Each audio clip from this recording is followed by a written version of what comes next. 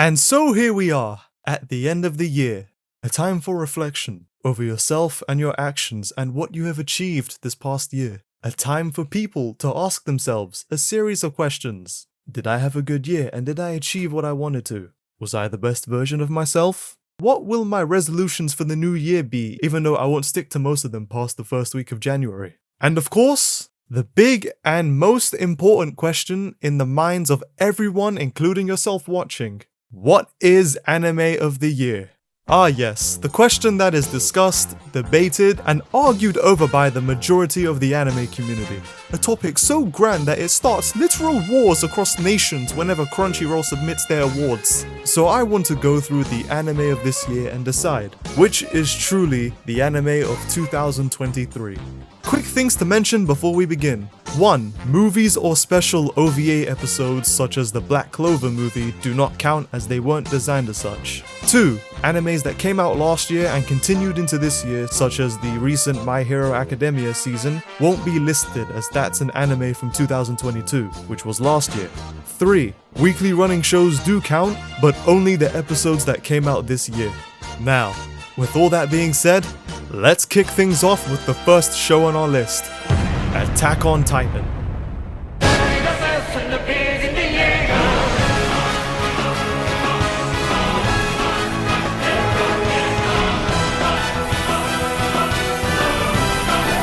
Okay, I know what you're gonna say. Attack on Titan wasn't a season, they only dropped 2 movie-length episodes, and that I said they don't count. And whilst I did say all of that, it's on this list for 2 reasons. 1, those 2-hour-long episodes are good enough to be considered, and the second reason being, this was Attack on Titan's final year. Despite that being said, however, I will admit that these 2 episodes were released at random points of the year, which did ultimately kill the hype for many people like myself, as there was no really given time frame. It was clear that they wanted to end Attack on Titan on a high, so what they could have done, and honestly should have done, is instead of making it a series of hour-long episodes, they combined the 2, making it into a full-length movie and a grand epic finale to the series, releasing in the fall season. Not that it wasn't with the final episode, but I know for a fact everyone would have gone to pay and see it. I know I definitely would have. I'm not gonna talk about what happens in the ending or even my thoughts on it, as these are points I've already made in my Attack on Titan video, which you can check out. But in that video, I discussed how the final season was milked out quite a lot, which I still think so. I also talked about the impact of this ending for longtime fans like myself. For the final episode, they went as far as to bring back some of the old animators from Wit Studios who worked on seasons 1 to 3 to animate the climactic end of Paradise vs. Eren. They collaborated with Linked Horizon, who've done every opening of Attack on Titan basically since the beginning, to make the song at the end. To You 2000 or 20,000 years from now.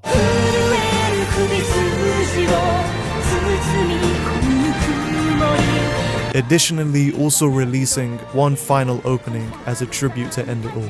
And I realized that I've spent all this time discussing the second episode that was released in this year and not so much the first. And that's because that episode was pretty fucking boring. I mean, I get it. For the most part, it's a build-up episode, both in plot and behind-the-scenes work for the staff. But ultimately, when I watched this episode, the first thought that came to my mind was, did this particular part need to be an hour? To me, this felt like it could have been an episode of the second core of the final season, which even that is a rabbit hole that I'm not even getting into again. Besides 2 awesome sequences, the majority of this episode was weak and honestly not that interesting. Though it could also be that at this point, I was already checked out of AOT to really care that much, so it did quite frankly bring it down for me. But as stated, the episode after made up for it. Made me excited for Attack on Titan again and made me look back at the series as a whole and look fondly on it, thus feeling so strongly about it that I had to make that video regarding it all. So whilst that video was me pouring my heart and soul in talking and discussing the ending and the series, making it my personal love letter to the series, this was MAPPA, Wit Studios to some aspect, Linked Horizon, the seiyus for the whole cast, and of course Isayama pouring their every ounce of heart and soul in producing this finale, making it their personal love letter to the series they've worked on for 10 years. Whether you believe the ending is a spectacular masterpiece or a disastrous flop, you have to admit, they put all the stops into producing a grand finale. And for that, in my honest opinion, I truly think Attack on Titan deserves a spot on this list. Oshi No Ko. This show. I like this show. For any fans of Kaguya-sama Love is War, you'll definitely love this one. Made by the same creator, so you know how good this will be. Oshi No Ko is a world of Japanese influencers struggling to grow in their society in its ugly roots. It has it all. It has the happy moments, the sad moments, the awesome moments. There's no doubt why it exploded with popularity and traction when it was released the first time around. And above all else, this show has plenty of waifus! So many waifus! Enough waifus to feed a whole village. I mean, who doesn't love waifus, am I right? Let's move on to the next. Bleach, 1000 Year Blood War, Cour 2. Bleach is once again back on our screens and it came back with a storm. The Quincy's stepped foot on the Serete for more smoke, only to get bombarded with bankais left and right. This Cour, now that I think about it, was basically handing out bankais to every Shinigami we've seen this far. With this season, we're now already halfway through the adaptation of the 1000 Year Blood War, and I have to say, so far they're doing a really good job with it. Last year was the release and the return of Bleach with the first Cour of the 1000 Year Blood War arc, after 10 years of no anime and 6 years since the arc ended in the manga, and it was easily Anime of the Year last year by a long shot. This Cour naturally picks up where the last one ended, and from last season where we were briefly introduced to the Quincy's, the Sternritters, here we get to delve in more of their characteristics and naturally how the powers of their race works. And through that, it gave a lot of screen time to a lot of the side characters that fans have been aching for more action. To put it blunt, however, this Cour was really one big showdown. I did expect as much, as that's usually the arc structure for the arcs of Bleach, and it did its job right. And whilst I can say it's really good, I don't think it's the winner for me. As much as I love Bleach, I gotta say it didn't fully hit for me as much. Moments like the reveal of Rukia's Bankai, for example. That moment would have been great for me, as Rukia is honestly one of my favourite characters from Bleach. But it was heavily spoiled for me due to spoilers being unavoidable. Literally everywhere was posting about this. Much like a transformation that occurred in One Piece at a similar time, which we'll get to later, but at least with that I had read the manga, so I knew it was coming at least. It did ultimately sour my taste when watching that episode. The moment was still great and her Bankai is visually amazing, but that excitement factor was stripped away. The fact that also the main character, Ichigo Kurosaki, was barely in this season at all. Spent half the season finishing his training after losing to Yhwach for the first time, to finally making it to the battlefield for like one episode, then rushes back up to the Soul King's place for the rest of the Cour. As an Ichigo fan, this kinda sucked to see, I'm not gonna lie. Like, I'm sure he'll obviously get a new power-up to defeat the big bad Quincy King at the end of it all, and seeing the side characters finally get some moments and the new Quincy's showing off their skills were great to see, of course. I'm just saying, not seeing my favourite character as much, if at all, here, after all the reveals centered around him last season, didn't sit well with me. And I'm going to be honest, I felt like the animation wasn't as good as the first Cour. The art style, of course, maintained the same quality all throughout and even the same as the first Cour.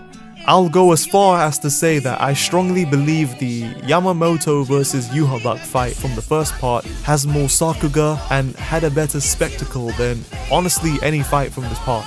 The best episodes for me, however, straight up have to be the final three. Squad 0 vs Yhwach and the remaining Sternritters. This was Battle Shonen spectacular for me. Finally seeing these strong Shinigamis we've known put out all the stops in protecting the Serete and the Soul King with their unique fighting skills, added on with revealing Senjumaru's Bankai, which name I can't pronounce for the life of me, and Ichibei's showing against Yhwach. And I love it even more so once I heard from my friend who I usually watch these episodes with, and fellow Bleach fans who read this arc, that this entire section wasn't even in the manga, to which surprised me massively.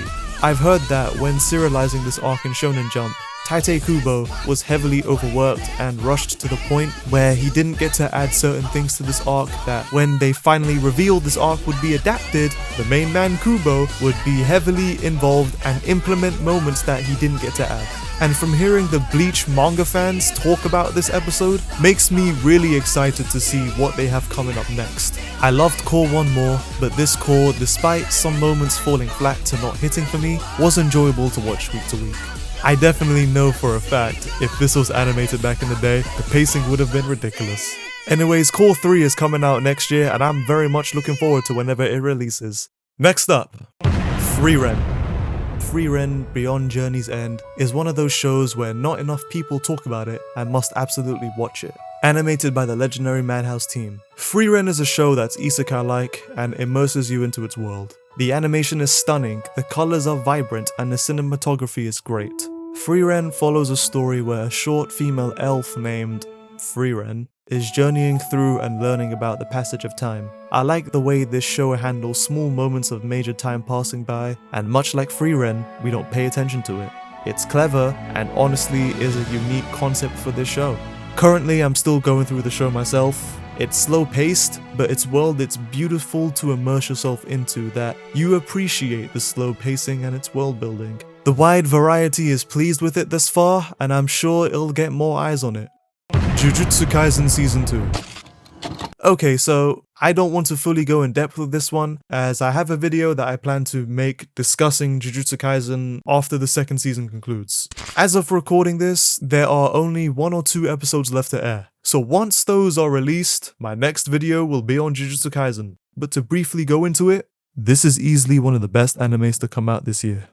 Every week, my eyes were on the verge of exploding due to how freaking awesome it looked and felt watching week to week. I have to admit, before this season, I was lukewarm on the series. I watched all of season 1 when it aired, and for the life of me, I struggled to remember a lot of it. And the movie, Jujutsu Kaisen 0, acting as the prequel to the series, and wasn't really too impressed. And after seeing this season, I'm honestly considering reading the manga. This season adapts the Gojo flashback for the first 5-ish episodes, and the rest was the fan-praised Shibuya arc. The animation for this season was spectacular and on point, easily had some of the best animation quality of the year. During the run of season 2, a lot of the animation stuff came out about their cruel working conditions and their lack of pay and time to rest. They were overworked and heavily rushed into animating these episodes, going as far for the animators to only be done with the episode hours before airing with very little time to breathe. Naturally, finding out about this made me sick to my stomach. Hearing that the reason why this was even allowed in the first place was the continuous denial of the staff pleading for rest by the CEO of MAPPA Studios, wanting their company to be on the same scale as the bigger names like Ufotable and Kyoto, which is a terrible excuse. These people were pushed to the point that they were essentially crying for help on Twitter. One episode, whilst being absolutely amazing, was nowhere near completed by the time it was released. However, now that the season is nearing its end, I genuinely hope that these talented team of animators and artists can take a very long break until they're sadly thrown into the lion's den again. I have gained newfound respect for their animation staff, literally slaving themselves to give us an episode every single week up to high standards. MAPPA truly does not deserve such a gifted and hard-working group of people. Despite that, despite the harsh workload, the team clearly had a lot of passion working on this season. Week after week it was shown clearly. Jujutsu Kaisen fans say this arc is the best arc in the series, and the staff 100% lived up to that, meeting and exceeding the expectations of many. Didn't mean to go on that long rant, but I just knew that I had to talk about all of that. The storyline for Jujutsu Kaisen exploded and evolved through this, and the characters feel a lot less bland than they did in the first season. I'll be honest and say, I was actually brought to tears at a particular point in this run. I'm now locked into Jujutsu Kaisen, and that's all you're getting in this video. More JJK stuff will be when the season ends. But to close it off, it was a thrill watching despite the horrible behind the scenes story, and it's an extremely strong contender for Anime of the Year. Spy Family Season 2. Ah yes, after a year we return to see Anya fight for world peace and peanuts. The The Spy Family has returned with new missions, new excitement, new adventures, new hilarious moments, and whatever the hell Bond does. I really enjoyed the first season so much that naturally I was excited for more. Despite the marketing for this and the upcoming movie that was released in Japan and not here, what's up with that? Was pretty much non-existent, I had a great time and was still excited. The characters, as always, manages to make me have a huge grin on my face. The one character I was really loving this season, even more so than I ever have before, was that character of Yor. After wanting more screen time of her in general, they delivered really well, going as far as to give her the most amount of episodes in a continuous streak. This was her season and she deserved it. Spy Family, whether it's anime of the year or not, is a show where, despite whether it's good or not, or if the series may feel more episodic than a coherent story at times, it's always going to make me feel good, and that's what I love about it. Rarely any show makes me feel this way, and I'm glad Spy Family could be one of them. And now, without any more discussions, let's play the drums.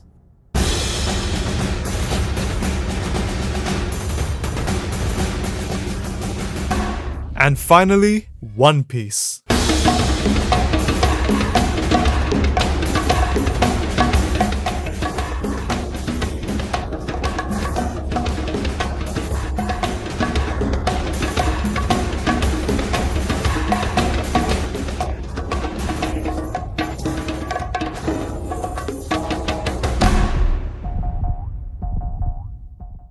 This was the year of One Piece, and nobody can tell me otherwise. Because this is a weekly running series, we're only going to be talking about the episodes that came out this year. That being all the episodes from 1046 to 1088, covering the climax and conclusion of the longest arc of the series, the Wano arc. This was said by the animation staff and those else who were working on the production that this will be the best year of the One Piece anime. And they were fucking right. This is without a doubt the best One Piece has ever looked in the anime, and that goes for the entire Wano arc adaptation made by Toei Animation. It is seriously hard to believe that these were the same staff who animated Dressrosa. For the first time, One Piece truly felt like it was getting the adaptation and care that it deserved. Sure, the pacing is still a little off, I mean that's never going to change at this point, but the anime from Wano is now actually pleasing to look at. For a beloved and widely popular series in Japan, and ever-growingly so in the West, One Piece needed to be on par with the rest of the world's animation style, and thank God it finally is. Oda's art style in the manga is visually stunning and free, and has been even more so by the time Wano began serialization in Jump's magazine, and for the biggest, climactic, intense, and most built-up arc, Toei really took the time and resources to match that and honestly surpass that quality, bringing freelancers and new talent from all across the world to aid them. Names such as Henry Thurlow, Vincent Chansot, Tu Yong-soo, Akihiro Ota and Shinya Ohira, Chris and Ishizuka, Nanami Michibata and Megumi Ishitani, the powerhouses for Wano and mostly Onigashima, delivering on the final fights that we were waiting so long to see. Sanji vs Queen, Zoro vs King, Law and Mid, yeah I said it, he's mid, showing off their awakenings and defeating Big Mom. And of course, Luffy vs Kaido, JoyBoy returning, Gear 5. Each moment they delivered to the highest degree and even succeeded in the manga's vision. Rarely any moment felt disappointing or undone to justice, except, well, one moment. Toei tends to deliver on the fan-appreciated moments, whilst also at times adding their own creative spin on it, improving on some of the moments that weren't so great in the manga, like the episode where Luffy says his goodbyes to Tama and the Akazaya, and Zoro visiting Yasui's grave and Hiyori wishing him farewell. None of that happens in the manga. Toei made the choice to implement in a filler episode, giving these characters we've spent so long with a well-deserved send-off. Fixing Wano's ending, which honestly wasn't great in the manga at all, which is why with moments like these, I believe the Wano arc as a whole to be better in the anime. And let me just talk about Gear 5 for a moment. Oh my goodness, I had waited so long since reading it for it to be adapted. The fact that when it was released in the manga, it exploded all across the anime community and everyone knew what it was. You would see it all over social media, in debates over which is more iconic, this or Super Saiyan. Places in Japan, places in France, places all over the world had this form plastered everywhere, taking the world by storm, before the anime episode was released. And when it did, it crashed servers from Crunchyroll and even pirated sites, breaking the internet. There was even watch party gatherings near where I live, premiering this episode as soon as it dropped. Hell, my friends and I literally stayed all night to watch the Japanese broadcast with no subtitles on them for the Gear 5 reveal episode. I'm not making this up. We were just like Luffy here. Our anticipation, our hype, our excitement was at its peak. And we laughed just like Luffy. And you can tell that Toei themselves waited so long to finally animate this, as most of the Gear 5 episodes looked visually stunning. Some running for the Episode of the Year title, using their entire budget essentially on this. The effect of JoyBoy and the sun god Nika is real and powerful, bringing smiles to those far and wide. This form and string of moments personifies the main character and the theme of the series up until that point, which is why so many, including myself, were anticipating its reveal. In terms of which was the best episode of the year, it's probably episode 1072 or 1074 in regards to Gear 5, but that Zoro episode had the best action sequences. It's hard to choose, but I'm split between those three for now. One Piece continues to reach newer heights, and it truly keeps getting better and better. This was truly the year of One Piece, and seeing how next year is the 25th anniversary for the anime, I wonder how they'll top this. Recently, they've announced that One Piece will get a remake series from Wit Studios, starting from the East Blue, with newer animation and tighter pacing. And if they plan on doing the entire series, I wonder how they can even surpass Toei's Wano adaptation, if they even can. Soon, the anime will start adapting the Egghead arc, and I'm very looking forward to seeing how they'll do it, as that arc is truly something special. That's all I got for this video, guys. If you're wondering why shows like Vinland Saga or Dr. Stone isn't on this list, that's because I haven't seen them. I don't think it's fair for me to even add it in if I haven't seen it to give it a clear enough response. As for what I think anime of the year is, I still don't know. Despite the praises I've just given One Piece, Jujutsu Kaisen was really good. I'm torn. But I'm curious, what do you think is anime of the year? Feel free to let me know down below, and it doesn't have to be any of the shows I've discussed. If you like this video and want to see more, please consider subscribing, as that'll really help out a lot. Thank you for watching, and I'll see you on the next one.